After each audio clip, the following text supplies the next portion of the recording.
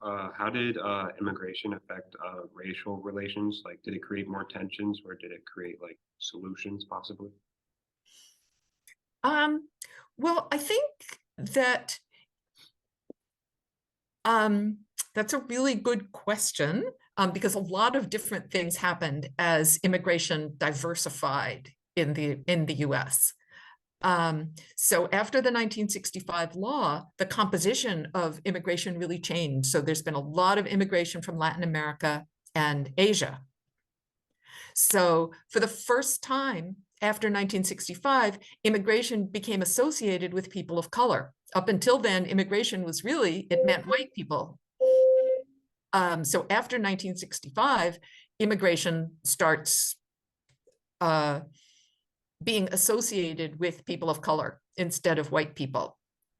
Of course, white people still immigrate too, but the idea, so um, so a bunch of different things happen. The population of people of color in the United States grows, um, and that brings all different kinds of alliances and tensions with white people in the United States and with people of color in the United States.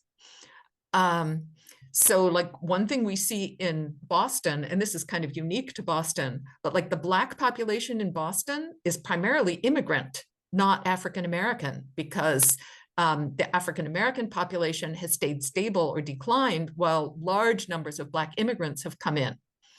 So, so the Black population has become much more diverse in that there's immigrants from all parts of Africa, from parts of Latin America, from Brazil, from the Caribbean. So we have a much more diverse Black population, and that creates both tensions and new kinds of alliances.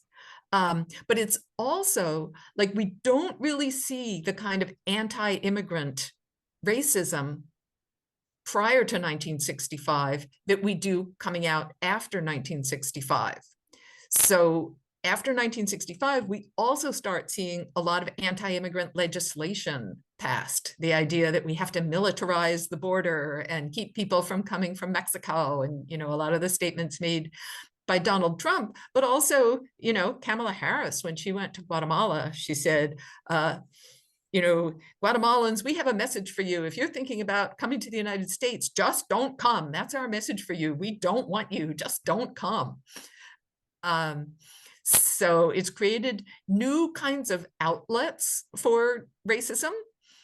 And it's almost like you could say it's a way of covering up and denying racism, of saying, well, we just don't like them because they're immigrants.